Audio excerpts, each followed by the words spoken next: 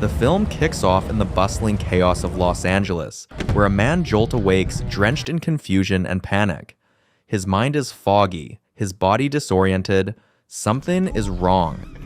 As he stumbles through his apartment trying to piece things together, his eyes land on a mysterious CD, carelessly marked with crude, threatening language. With trembling hands, he inserts the disc and hits play. What he sees next shatters any illusion of normalcy. On screen, a sinister video message begins to play. Guess what this is? I bet you can, Chelios. A cold, menacing voice informs him that he's been poisoned, specifically injected with a rare Chinese synthetic drug. This isn't just any toxin, it's designed to slowly block the production of adrenaline in the body. As the adrenaline fades, the heart slows down, and ultimately stops. It's not just a death sentence, it's a countdown. 1 hour. That's all he has left before his heart gives in and the drug claims his life. Overwhelmed with fury and fear, the man lashes out, smashing his television in a fit of helpless rage. But he doesn't have the luxury of breaking down. Every second now is a battle for survival.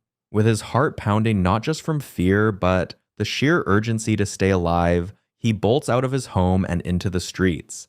This man is Chev Chelios, a feared and formidable hitman operating under the ruthless crime boss, Don Carlito Carlos. But at this moment, Chev is no longer the predator. He's the prey. He jumps into his car and drives like a man possessed, desperate and erratic, adrenaline pumping in a race against death. Grabbing his phone, he dials Dr. Miles, a mafia-affiliated surgeon who might just hold the key to his survival. But the call goes unanswered. Time is slipping through his fingers. Frustrated and gasping for hope, Chev contacts his acquaintance Kalo, begging him to spread the word. He's hunting for Ricky Verona, the man who did this to him. The poison is tightening its grip. Chev feels it creeping in. Waves of dizziness, weakness, a haze settling over his vision. But giving in isn't an option. His survival hinges on finding Verona. He speeds to the home of Orlando, a former associate of Verona's, hoping for any shred of a lead. But what he finds is bitter disappointment. Orlando, too, has been betrayed by Verona and has no idea where he might be now. Chev is running out of time, out of allies, and dangerously close to losing the only thing he has left, his life. Desperation mounting and death looming ever closer, Chev knows he can't afford to slow down, not even for a moment. With his heart threatening to give out at any second, he turns to the only option available. He gets his hands on some fast-acting street drugs from Orlando. It's a reckless gamble, but one that pays off momentarily. The drugs jolt his system back into action, flooding him with a brief surge of energy. Instinctively, Chev launches himself into a brutal brawl with a few of Orlando's men. Every punch he throws, every bone that cracks serves one desperate purpose: to keep the adrenaline roaring through his body. Pain is his fuel now. Violence is the only thing keeping him alive. In this twisted, high-stakes game, stillness equals death. As he stumbles out of Orlando's place, battered but temporarily revived, his phone finally rings. It's Dr. Miles. With a sense of urgency heavy in his voice, Miles confirms Chev's worst fear. The only way he can stay alive is to keep his heart racing non-stop. He must stay in a constant state of chaos, danger, or excitement. If his adrenaline drops, even for a moment, it's over. There's no time to rest, no time to breathe.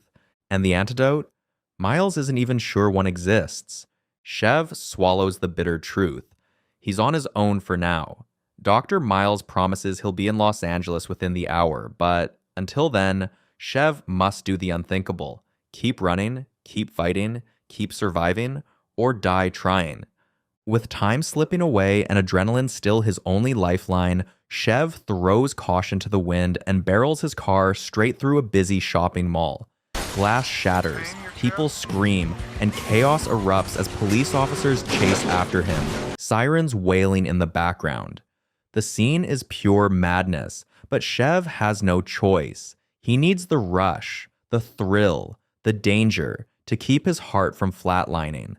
After his car is completely wrecked, leaving behind a trail of destruction, he scrambles into a nearby taxi and orders the stunned driver to keep moving. Anywhere, everywhere, just don't stop. His life depends on it. But the temporary high begins to wear off, and the threat of slowing down gnaws at him. Desperate to spike his adrenaline again, Chev storms into a convenience store. The cashier barely has time to react before Chev lays into him with brutal force, sending him crashing to the floor. Chev then ransacks the store, grabbing energy drinks, snacks, anything that might jolt his system and buy him a few more precious minutes. He gulps them down like medicine, the sugary rush a poor substitute for survival. But it will have to do. He jumps back into the cab and tells the driver to take him to Beverly Hills. Meanwhile, high above the city in a lavish penthouse, Don Carlito Carlos is living in luxury, untouched by the chaos below. Beautiful, naked women saunter around while he relaxes in a pool, basking in the comfort of his power. The music is loud, the drinks are flowing, and the betrayal is already done. Chev bursts into the penthouse out of breath, adrenaline still barely holding him together. He confronts Carlito, lays out the situation, and demands help. An antidote, a way to stop the poison slowly killing him. Carlito, calm and unbothered, leans back and lets out a sigh. Then, with a hint of amusement, he tells Chev the cold truth. There is no antidote. The synthetic Verona used on him is unstoppable. He chuckles. Surprised to see you. Some emergence coming. It's a miracle Chev is still alive at all. And then the real betrayal unfolds. Carlito reveals that it was Chev himself who had been sent to kill Don Kim, a powerful mafia boss under Carlito's orders. The triads were becoming too bold, threatening Carlito's empire. To neutralize the threat, Chev had unknowingly become a pawn. But what he didn't know, until now, was that Ricky Verona, the man who poisoned him, was working with Carlito all along. It was a setup. Verona was supposed to kill Chev afterward, tying up loose ends. In return, Verona would take Chev's place as Carlito's new enforcer. The truth hits Chev like a bullet to the chest. His own boss, his mentor, sold him out. Betrayed by the man he served without question. Rage bubbles up inside him. Without saying another word, Chev storms out of the penthouse, disgusted and heartbroken. Outside, still clinging to what little strength he has left, Chev demands the cab driver continue driving. But the man refuses. Tension snaps. In a fit of rage, and with no time for reason, Chev violently throws the driver out of the car and irrationally accuses him of being a terrorist.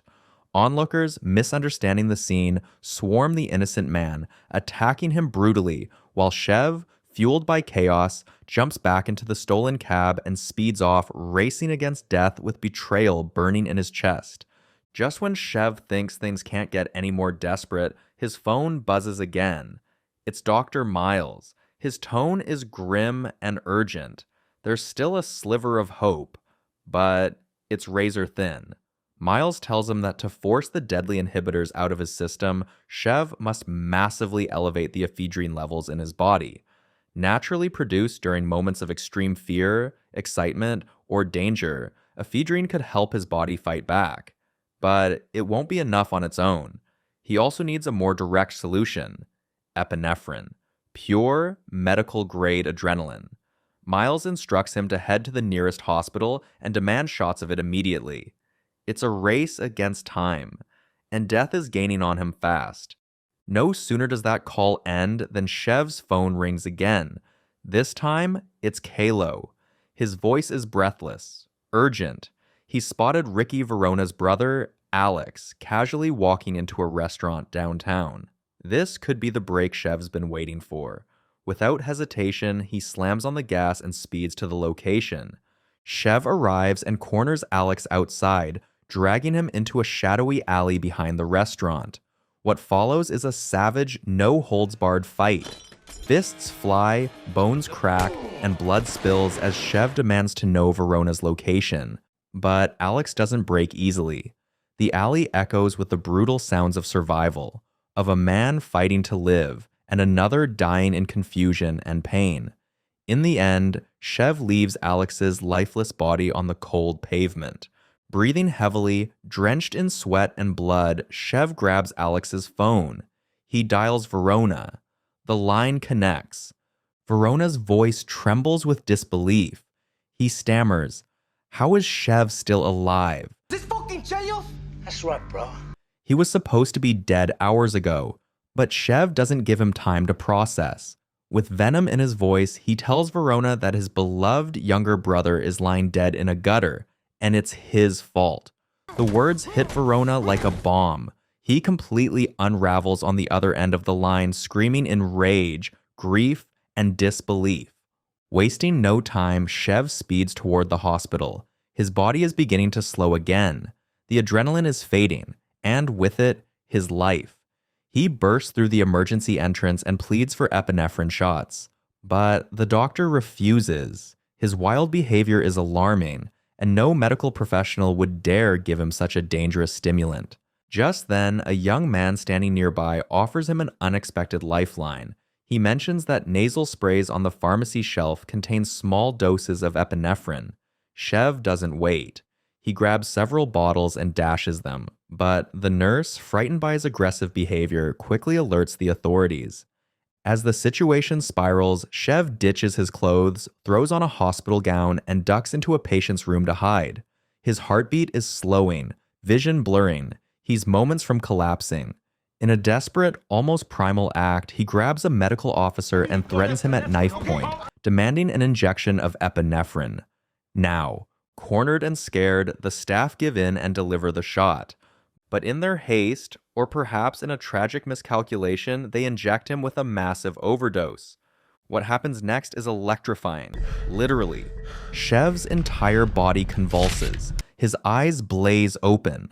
Fueled by the surge of pure adrenaline, he crashes through the hospital like a storm, sprinting out of the building with inhuman speed. For now, death is held at bay. But for how long? Still running on an unstable cocktail of adrenaline and pure desperation, Chev tears through the city like a man possessed. His heart is racing dangerously fast from the epinephrine overdose, but he keeps pushing, knowing he doesn't have much time before it kills him. He manages to get through to Dr. Miles again, his voice erratic, filled with urgency. Miles gives him a grim warning. The overdose will shut his system down in 30 minutes unless he finds a way to neutralize it. In a moment of almost comical absurdity, the doctor advises him to chew on grass to help calm the effects. Before he can process the bizarre advice, Chev catches sight of a news broadcast flashing across a nearby screen. His stomach sinks. It's a breaking report. Police are on high alert. He's being hunted like an animal. Footage of him rampaging through the hospital, injuring numerous staff and patients, is being shown everywhere. His face is now plastered across the city. Panic and urgency fuse into one. He knows he has to get out, fast. Spotting a police motorcycle, he knocks the officer off and steals it without hesitation, roaring off into the traffic. But the overdose in his veins makes him sloppy.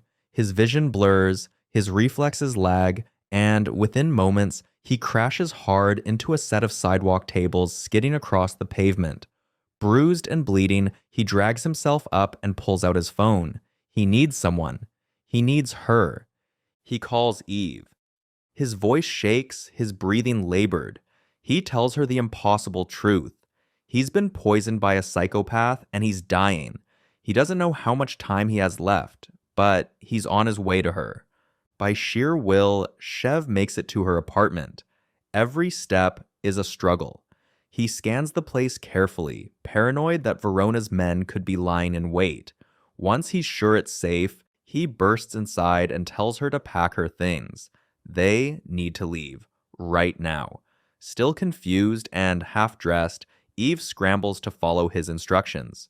While she gets ready, Chev burns his hand in a waffle iron just to keep the pain alive, to keep the adrenaline pumping. The scent of burning flesh fills the kitchen, but he doesn't flinch. Pain is survival. As they head out, Chev's trained eyes spot Verona's men lurking nearby. Without drawing attention, he coldly and swiftly takes them out, never letting Eve see the violence unfolding just steps away. He takes her to a quiet diner, hoping for one last moment of peace, one last moment of truth. Sitting across from her, with weariness in his eyes, he finally confesses everything. He's not who she thinks he is. He's not a real estate agent, not some average guy. He's a hitman. And though it's hard to believe, he had decided to leave that life behind for her. The night before, he had been ordered to kill Don Kim, a high-ranking mafia boss, but he couldn't go through with it. He spared his life, a choice that set everything spiraling. He had planned to come clean, to tell her the truth that very night. They would have packed up and left the city behind forever, together. But before he got the chance, Verona poisoned him. And now he's living on borrowed time. Chev looks at her with fierce tenderness. He doesn't know if he'll survive this, but one thing he does know: she has to go into hiding, where she'll be safe. No matter what happens to him, she has to live. Eve listens in stunned silence as Chev bares his soul. The truth hits her like a punch. Everything she thought she knew about him, every moment they shared, now feels like a carefully constructed lie. The man she loved isn't who she believed he was. He's a killer, a criminal. And now he's telling her all of this, claiming he's dying, just so she'll leave? To her, it sounds like an excuse, like he's trying to push her away, end things, and disappear without having to explain himself further. Hurt and furious, Eve's eyes fill with tears as she lashes out, her voice sharp with betrayal. She storms out of the diner, leaving Chev behind in a haze of confusion and regret. He stumbles after her, calling her name, trying to get her to listen. But suddenly, he feels it, his heart. It's slowing down. A wave of dizziness washes over him. His vision narrows, his legs falter. He knows the signs all too well now. His adrenaline is crashing and death is creeping back in. In a moment of wild, reckless desperation, Chev does the only thing he can think of to jolt himself back to life. Right there in the middle of a bustling Chinatown street, surrounded by startled onlookers, he grabs Eve and tries to kiss her, urging her to help him, now. At first, she's horrified. She pushes him away, slaps him across the face, stunned by his sudden madness. But Chev, barely hanging on, pleads with her, not just for passion, but for survival. This isn't about lust, it's about staying alive. And then something unexpected happens. The tension between them snaps. Caught between confusion, adrenaline, and a strange rush of excitement, Eve, adventurous, impulsive, and secretly thrilled by the chaos, gives in. In the heart of Chinatown, surrounded by noise, crowds, and flashing lights, they throw caution to the wind and share a wild, defiant moment of intimacy. For Chev, it's not just about love, it's life itself. Every heartbeat counts. In the middle of their chaotic, adrenaline-fueled intimacy, right there on the bustling streets of Chinatown, Chev's phone rings. He answers breathlessly, still tangled in the moment. It's Kalo. His voice is tense, rushed. He tells Chev he's found Verona. He's hiding out at Don Kim's old factory. Without missing a beat, Chev plants a quick, urgent kiss on Eve's lips, murmurs a promise to be back, and bolts away, unaware of the trap being laid for him. What he doesn't know is that Kalo has been captured by Carlito's men, brutal thugs with no mercy. Forced to make the call under duress, Kalo had no choice but to feed Chev false information.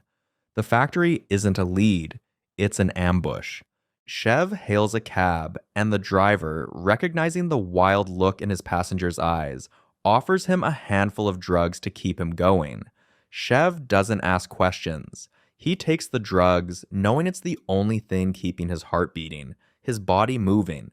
Once they reach the location, Chev slips in through a back entrance and climbs to the rooftop like a predator in the night. His body aches, his vision swims, but his instincts are sharp as ever.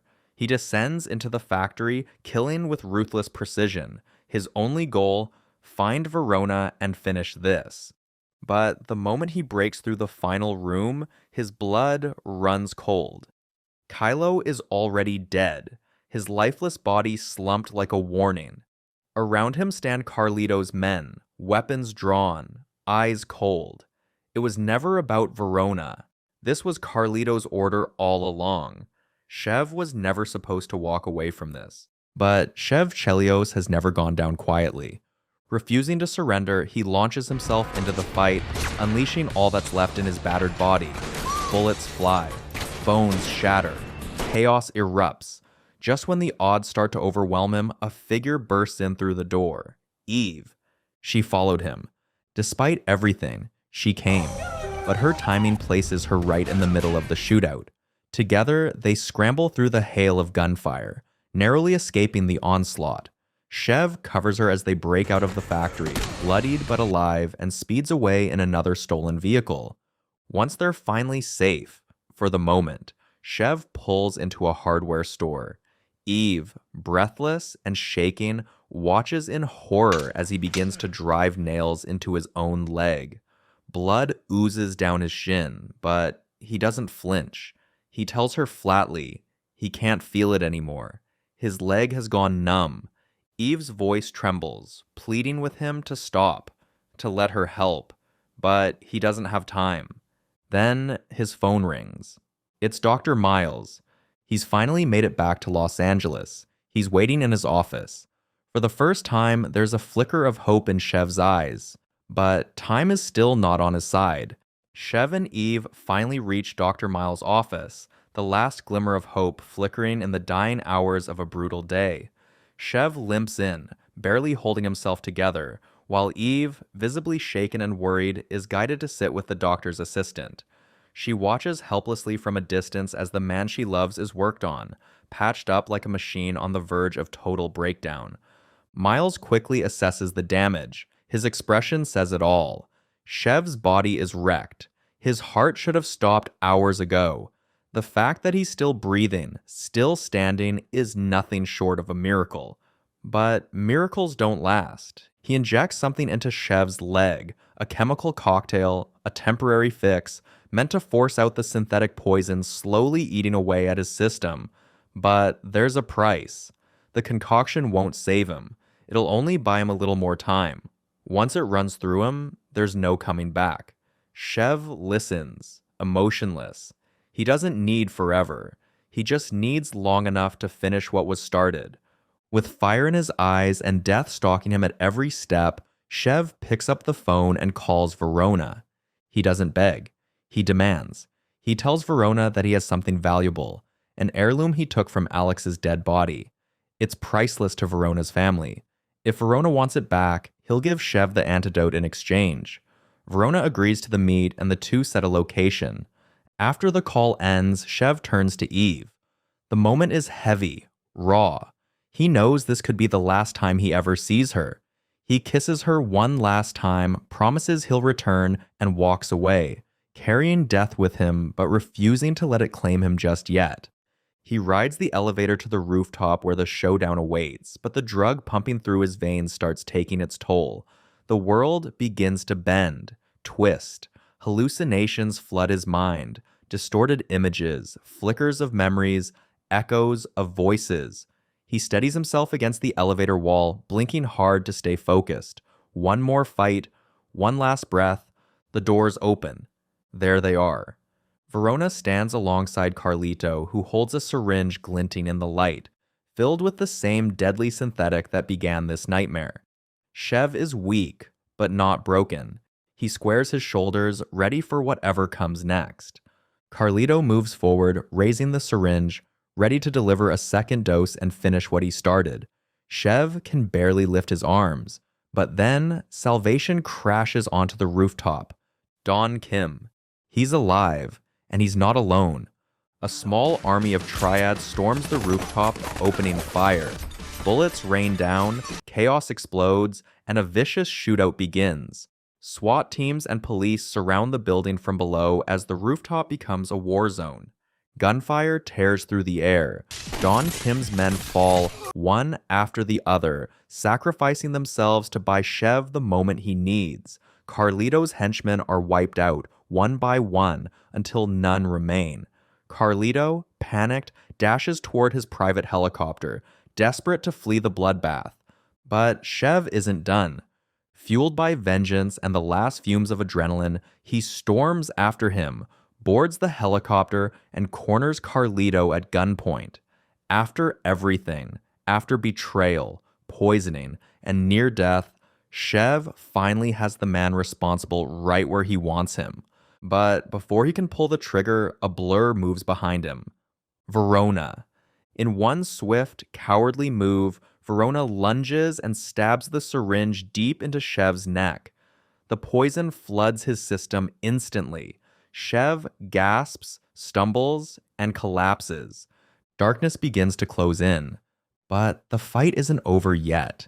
Just when it seems that Chev has lost everything, his revenge, his strength, and maybe even his final breath, the tide turns again. Carlito, still trying to escape with his life, boards the helicopter and prepares for takeoff. Before the blades can fully spin, Verona turns on him.